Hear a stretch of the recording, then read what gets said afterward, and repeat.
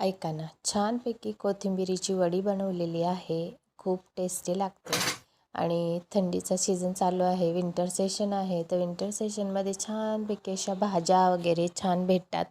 तर त्यांचा उपयोग छान अशा वेगवेगळ्या पद्धतीने वड्या बनवून आपण करत असतो, जेणेकरून मुलांच्या पोटातही भाज्या वगैरे जातात आणि खूप छान आपल्या ताटामध्ये एक साईड डिश म्हणून पदार्थ तयार होत असतो. किंवा मग तुम्ही वेगवेगळ्या फंक्शनमध्ये किंवा आता संक्रांत येते तर हळदी कुंकू वगैरे करत असतात, तर त्यासाठीही बनवू शकता आणि तीही झटपट बनवू शकता. कारण सणासुदीला खूप सारी कामं असतात आणि खूप सारं म्हणजे घरामध्ये खूप पद्धतीचे वस्तू आपल्याला बनवायचे असतात. तर त्याच्यासाठी ही झटपट तयार होणारी छान अशी कुरकुरीत कोथिंबिरीची वडी मी बनवली होती. तर ती तुमच्यासोबत शेअर करत आहे मी इथे.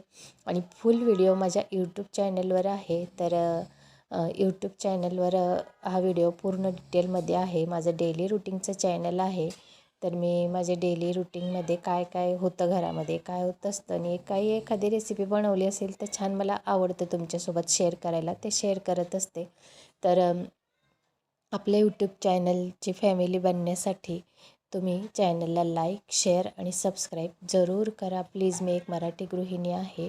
तर माझ्या खूप साऱ्या बकेट लिस्ट आहेत, त्या पूर्ण करायच्या आहेत. तर त्याच्यासाठी एक मराठी गृहिणीला तुमचा सपोर्ट हवा आहे. तर तो करण्यासाठी चॅनलला प्लीज सबस्क्राईब करून घ्या आणि व्हिडिओ पूर्ण बघत राहा. माझे सगळे डेली छान छान व्हिडिओ येतात, तुम्हाला बघायला नक्कीच आवडणार आहे.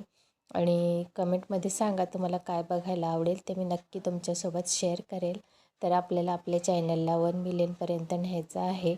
तर प्लीज चॅनलला लाईक, शेअर करा, जरूर करा.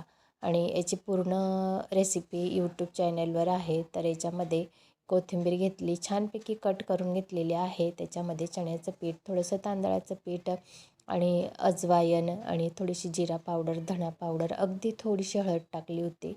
आणि एक पेस्ट बनवून घेतली होती. हिरवी मिरची, कोथिंबीर, अद्रक, लसूण अशी पेस्ट होती, ती टाकून घेतलेली आहे. मिक्स करून घेतलं, चवीनुसार मीठ टाकलं आणि छान घट्टसं गोळा करून त्याला गाळणीवर थापून घेतलं आणि त्याला स्टीम करून घेतलं. आणि छान अशा वड्या पाडून घेतल्या, वरून तिळी लावून घेतली होती ना, खूप छान अशी टेस्टी लागत होती वडी. छान आणि कुरकुरीत तळून घेतलेली आहे, तेलामध्ये डीप फ्राय केली आहे. तुम्ही हेल्दी कॉन्शियस असाल तर छानपैकी स्टीम केलेलीसुद्धा खाऊ शकता, नाही तर मग शॅलो फ्राय करू शकता. पण अशा पद्धतीने थोडे तेलामध्ये डीप फ्राय करून घेतली ना तरी छान लागते, कुठेही ऑइली नव्हती झाली. तर प्लीज चॅनलला लाईक, शेअर, सबस्क्राईब करा. व्हिडिओ बघितल्याबद्दल तुमच्या सगळ्यांचे खूप धन्यवाद.